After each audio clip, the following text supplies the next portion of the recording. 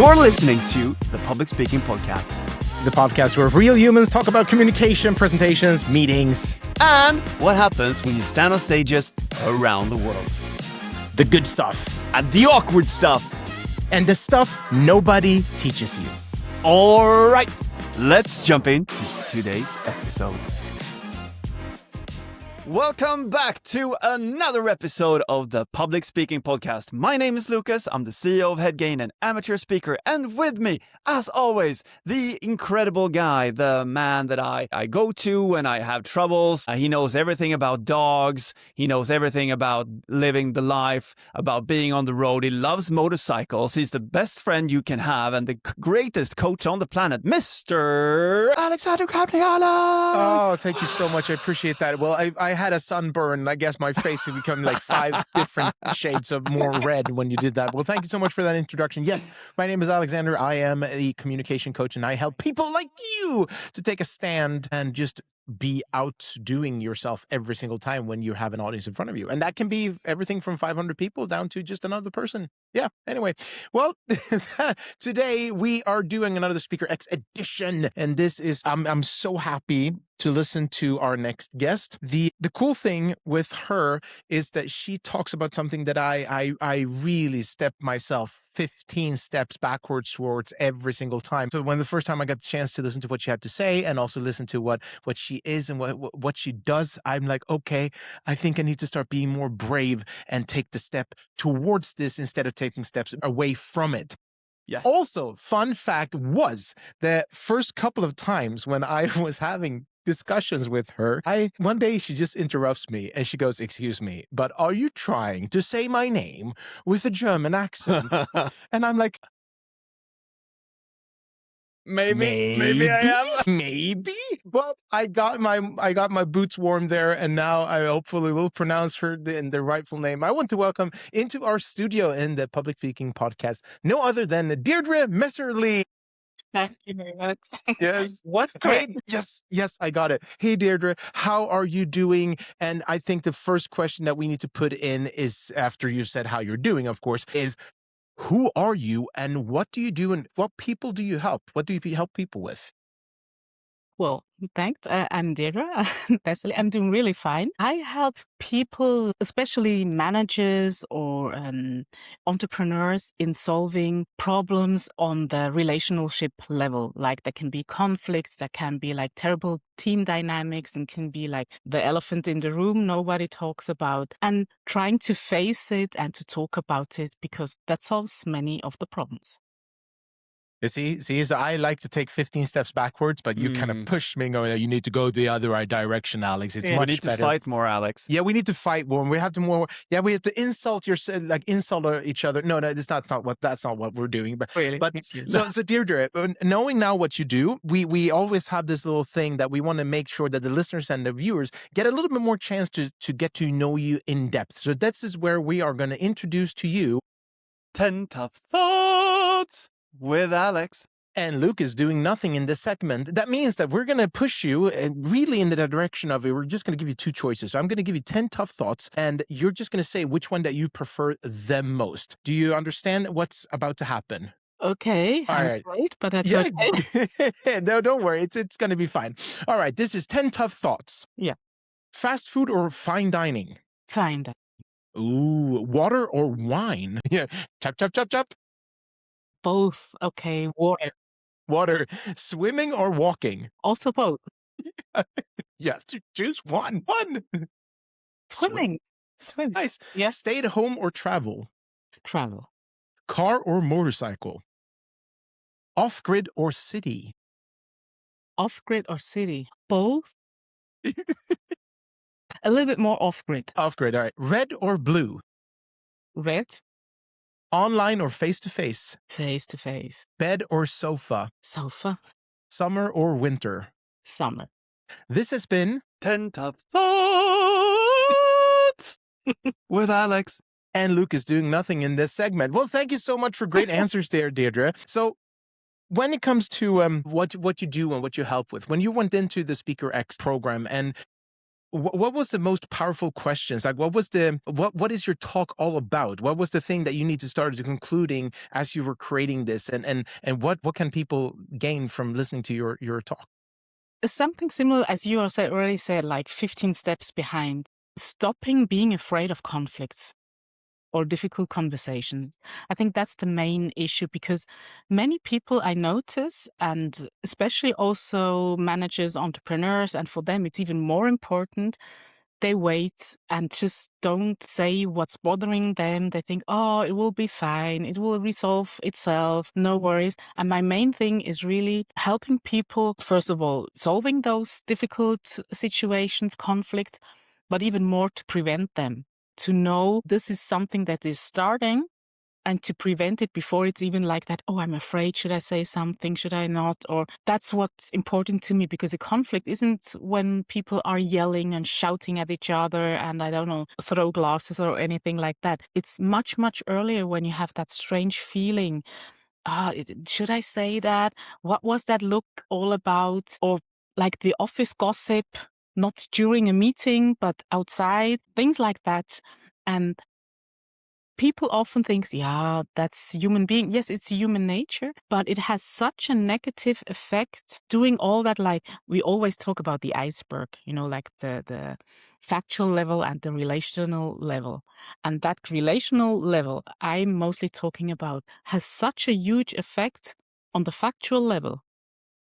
Well, nowadays there are even studies who show that if you don't talk about these small little things, it has such a bad effect also on productivity, efficiency, and all of that, what we actually want as a company. I just have to see, it seems like you have so much experience in regards to this. Where did this start? Like, where did you go? Like, wait a minute, I can make a business out of it. Or maybe it wasn't that was your thought, but more saying, how can I need to help people. So where did it come from? How did you see that this is something that I can go out and share with others? It grew. As you just said, it wasn't like, yeah, that's a business. It's just like it came about. I was in marketing before. I studied sociology and economics and, did like the career, had a leadership role and so on. And all of a sudden, about after maybe 10 years, I thought, that's not it. That's just not it. I'm more into people. I'm more noticing. I noticed things happening. And already then in my marketing part, I noticed things aren't right. And there are many people came to me, like, just when I talked about the office gossip during a meeting. Oh no, everything is fine. And then after the meeting, they came to me, do you have time for a coffee? And I thought, yeah. This guy and that and she and he and, well, what's wrong? Why didn't you say it during the meeting? So, and there I became interested in what's happening actually, not what people are saying officially, but what's like in that different space, what's happening there. So I did further education in systemic coaching, team dynamics and organizational development. And so then I transitioned into that part of working space in another niche. And then I worked in several companies, from small and medium-sized companies to corporate world. So I saw it in all different kinds, and it was actually always the same. Like, the main things, no matter if it is a CEO of a huge corporate or if it's like an entrepreneur with 5 employees, the problems are always the same. And there I started, like, well, I worked in all these different fields. Then I had like many workshops, I did leadership seminars, coachings, and so on. And then I realized I need something more. There's just something's missing, because I love to work with groups. And I did many workshops, team development and so on. And team development is like brainstorming and developing ideas. And I noticed many of the workshops, actually, there were conflicts. And that's why I thought I need a little bit more knowledge than I had from the other further education. So I did the further education mediation, well, conflict resolution. Actually, I did it for having more, like, realizing this could be a conflict. But as soon as I was finished, I had so many requests for conflict resolutions, what I actually didn't want. So it somehow just came to me. And yeah, and now almost 10 years ago, since then I'm self-employed and working in all these kinds of fields. So it just grew and grew and grew step by step. That's so cool. Well, congratulations on a very, very fantastic journey. I'm very curious. You said that you saw, regardless of level of people, CEOs, mid management, lower, etc. You saw the conflicts and the problems, the underlying issues were the same, right? The same situations kept coming up. Like, what are those types of situations? And do you still see the same type of situations now, 10 years later? Yes, I'd say the situations are more or less the same. Well, depends on what kind of type of person you are. I think the main thing is to notice that conflicts and misunderstandings are normal. It's like sun rising and sun setting in the evening. And if we understand that is normal, then it's already quite more easy. Because of that, most people don't think it's normal. They're like afraid of saying, I have like a different point of view, or I don't see it the way you do, or even then somehow it's a conflict. So the fear of saying something because, oh, it's not normal. I'm like, I'm wrong. I did something wrong. I'm not capable. And the other thing I see very often is harmony, wanting to preserve harmony whatsoever. But that doesn't work.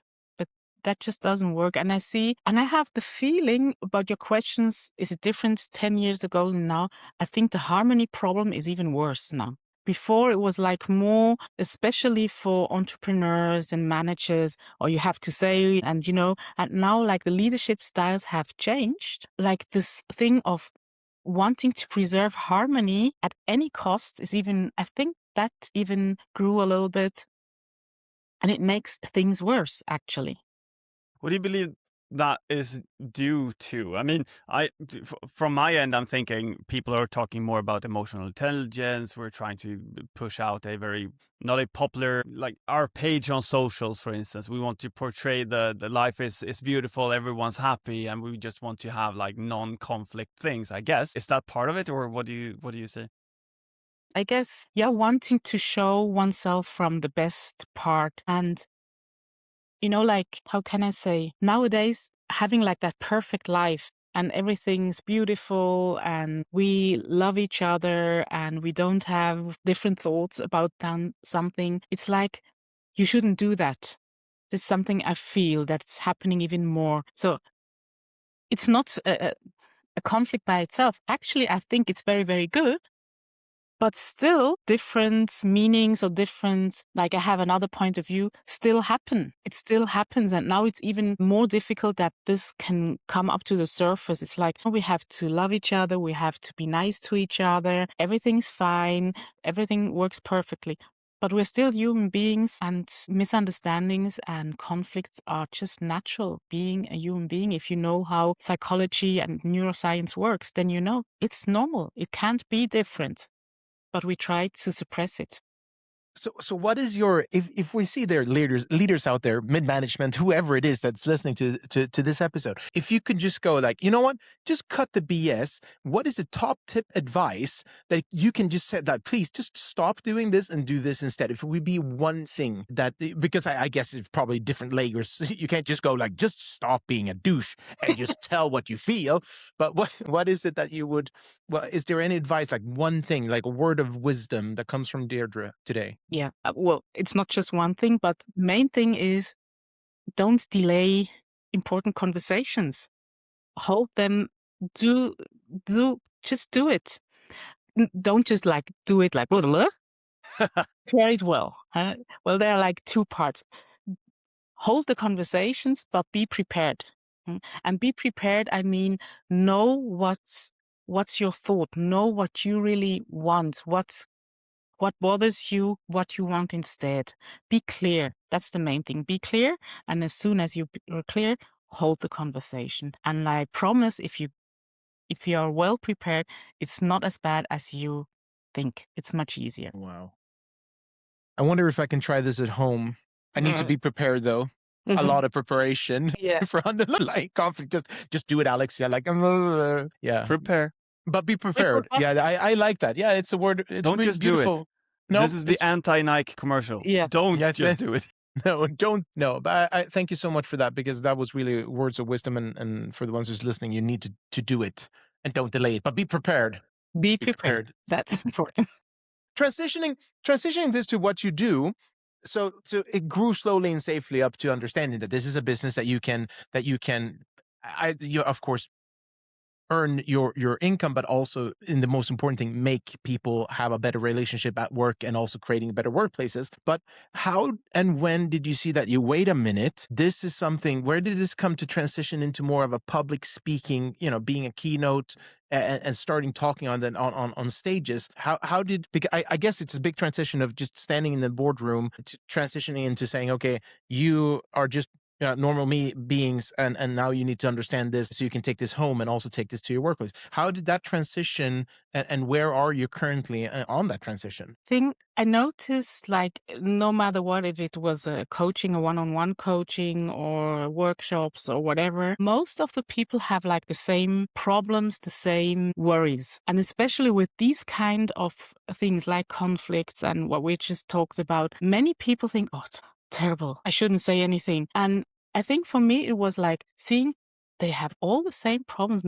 Often, like during a break, people came to me, can I ask a personal question? And then I noticed many of them are the same, and they're afraid to talk about it. They're afraid to look for help because it's like also a little bit shame-based, fear-based topic.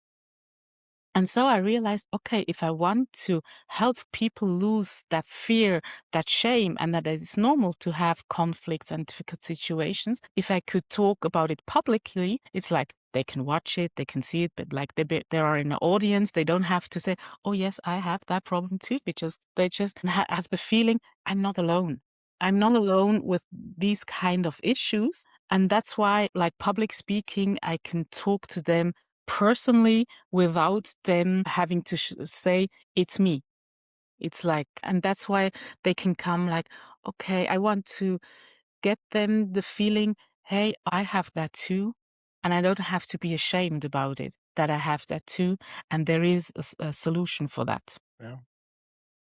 Simplifies things for the people who to sit there as well, and just saying, okay, I take this with me, I take this with me, instead of just feeling exposed as you're the sole being in that sentence. Well, that's nice. I like that.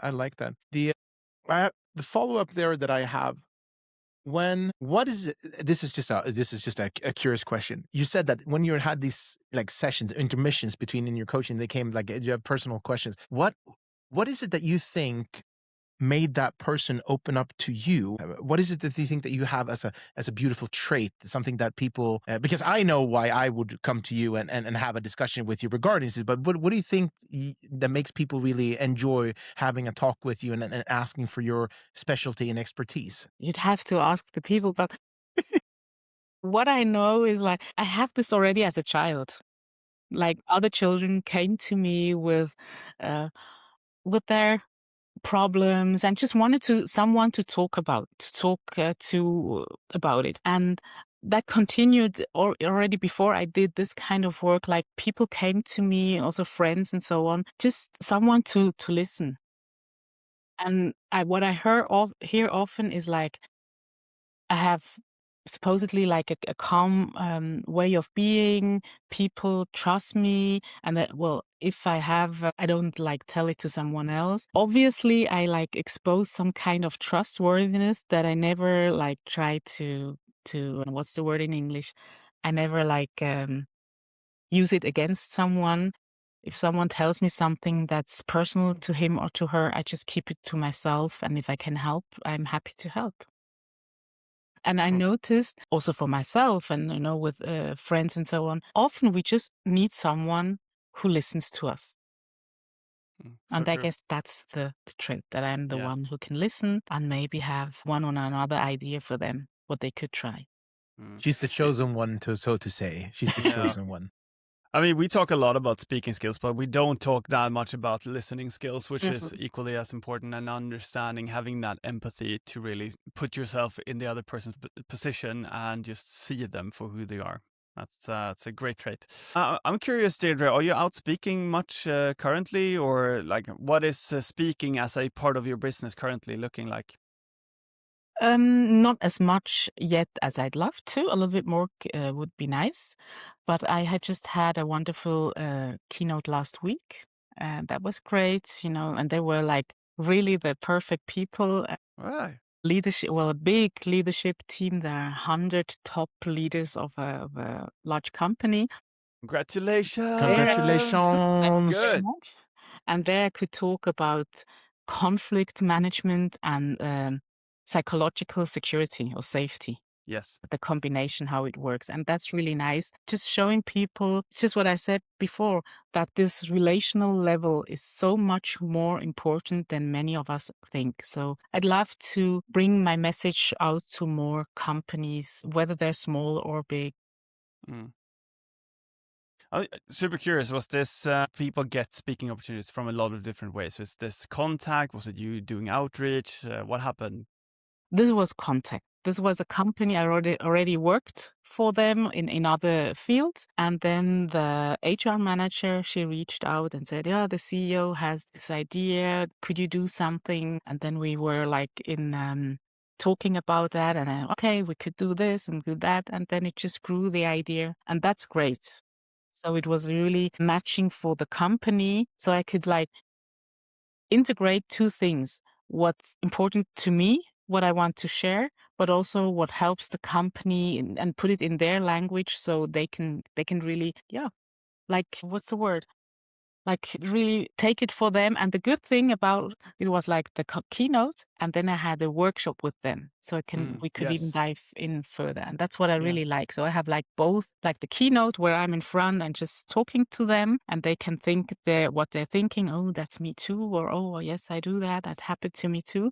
And then in the workshop, it's like deep dive, and then I go to the groups and work with them, and that's what I really, really love to do. Yeah. That's great. So, what with your background in marketing, I'm just so curious because public speaking is so many things. How do you view public speaking? Do you see it just as a marketing tool? Do you see it as a delivery standpoint, like its own business? How do you view public speaking? It's a part of marketing, of course, yes, because you reach more people. If you do public speaking, then when a one-on-one coaching or a workshop with 20 people, of course, you reach more people. But it's also another way of communicating with people. It's like just what we said before. One trait is like that I'm a good listener. And with public speaking, I'm like forced to do the opposite. Yeah. Because normally I'm the one who listens, who asks questions and helps to find hypotheses and so on. And with public speaking, I am forced to do exactly the different thing. Mm. And that's also a learning for me.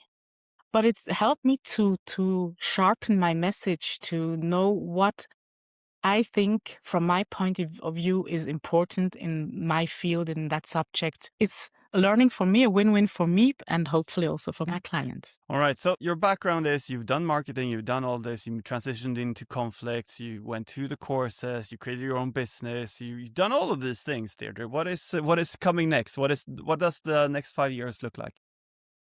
Well, I have several things. One thing is, as I already said, more public speaking to reach more people with the message that's really important to me. And then like pushing my online programs. I have like 2 online programs, one for conflict, like holding the difficult conversation with the employee. That's one. And the other one, what I prefer even more, or what I want to push even more, is not intervention. Like conflict management is like intervention, but more prevention. What can I do as a leader to prevent difficult team dynamics and conflicts and so on? So these are the 2 programs I want to push more, and then keep on doing what I'm already doing and just having fun working. That's so cool. Nice. I just have to ask, in prevention, what do you think people can do today differently? Today in prevention is investing, well, as a leader in themselves. Yes. No, Alex I'm is just taking notes. Yeah, I'm yeah, taking I notes now. don't Conflict prevention is like the key thing here. Yeah, so keep on, please. The thing is also clarity, knowing what you want for yourself as a leader, the same as we had before, knowing what you want for your team, your company, whatever your thing is, and then working on that in the sense of talking to your people and listening to them, and listening not only if, oh no, she's complaining again, or he, and so on, taking it serious and just listening and not being offended. if somebody gives you a feedback you don't like. But seeing, okay, what could I change? Where do things develop? Prevention is also noticing, as we already said, the elephant in the room, noticing it. And noticing is it if it's always quiet during a meeting. But you see people like on coffee and during lunch break, always talking. But during the meetings, it's like, yes, everything's fine. That's okay. Mm. Yeah, Then you know something isn't right.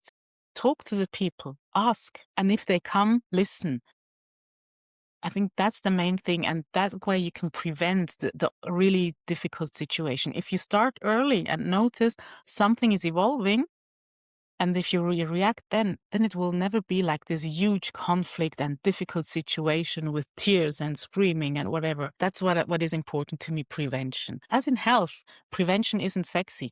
That's the thing. We all know we should eat healthier, drink more water than wine. We should exercise. We all know everything, but we still don't do it as much as we should. We wait until something is happening and then we go to the doctor or whoever. And for me, it's like the same. Don't wait until you have to go to the doctor, but do what you can do before it's not illness, but like screaming and shouting and huge fluctuation and people getting sick and things like that. Yeah. Well, I can just say this. We have learned so much from you, Deirdre, both me and Lucas, because we are preventing. We are already, as soon as something comes up, we do take this. So whatever you have given us has been really great on that journey. What we listened into the talk that you gave and also listening into when we went through SpeakerX, and it's been helping company to be more how would you say, have the transparency and having less conflict. Even if we didn't have much before, it's been even more transparent. Call you later, Alex. I would, yes, please do. I have some things I need to talk to you about. The thing when as we're now circling back into the end of our beautiful conversation this day, I'm curious. Do you have anyone, because normally this is a question that comes in, is like, do you have anyone that you would like to have on this podcast to sit in the same chair in our studio like you are doing, to listen into that can give benefits to other people to make their life hopefully quite better than it was previously listening to the podcast? Yes, I thought about that, and I would say Sabine Askodom. That's her name. I can write it down for you. She's a German coach and she's so relaxed. She's humorous and she has, how could I say, some kind of like a wisdom in her. And she's also a public speaker. So she does both. I think she doesn't do groups, but she does one-on-one coaching and public speaking. And with such an ease, if she stands on stage, you have the feeling you're just sitting next to her on a sofa and having a nice conversation. That's nice. I like those people. Yeah. Yes. I like those people. More of those. Well, thank you. If you have a connection to her, please put us together. If not, we'll search it up.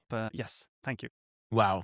Yeah, super cool. I look forward to that conversation. I want this podcast to bring in more speakers to understand the business of speaking, just so that we all can just grow together. That is the main goal. To leave our listeners with something, Deirdre, when you're out, you're seeing people speaking, you're in the rooms with leaders, you see a lot of people speak in both good and bad ways. What do you see that's wrong, and what would be one thing?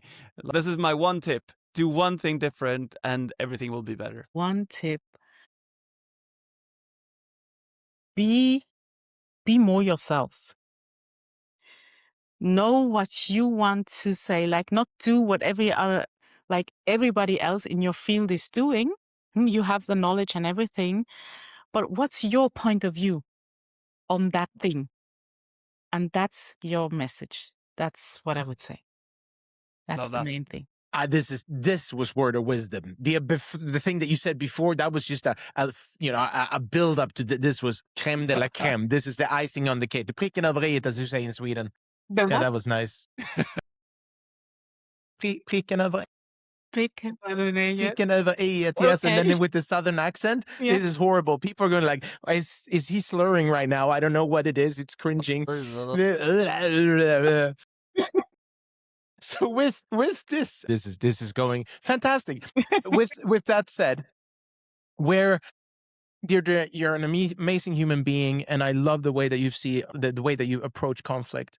And there's so many people that can learn from this and become so much better in their human, not instincts of reaction, but as human beings. Where can they find you? Where can people, listeners, of viewers, where can we find you? The easiest way is my website, dierdremesserli.com. That's the easiest way. There you find all my keynotes, there you find all my coaching, mediation, team development, and online programs and everything. And there you'll also find how to reach me if you need help. I'm happy to help. So if you have a situation brewing, you know that there's something wrong at your workplace or in your group or with your spouse or whoever it is that you feel that there's conflict with, you need to contact Deirdre and you need to go in there and just connect with her. With that said, I'm going to leave over the word to Lucas, and now he's going to ask Alex, is there anything more you want to say? I'm not going to intervene or interrupt. Deirdre, I'm just going to say before I leave over the word to Lucas, thank you so much for joining our studio and the podcast. Lucas, final remarks. Well, are you sure you're done, Alex? I can never be 100% sure, but I'm 95% sure. 95. Deirdre, it's been a joy. Thank you so much for coming. Thank you so much. It was fun, as always, with you too. Thank you so much. Appreciate that. To you who's been listening, go to Deirdre's website. If you feel that you avoid conflict, which I know you do, go to Deirdre's website and check it out. This has been a joy. Deirdre has a great talk that she did on SpeakerX. Find that in the show notes. Find Deirdre's information and do what we always do. Leave a 5-star review, leave a comment on your podcast player. Help us grow, because as we grow, you grow, and the more everyone grows. This has been another episode of the Public Speaking Podcast. Thank you. See you next week. Bye-bye. Bye-bye. Bye-bye. Bye.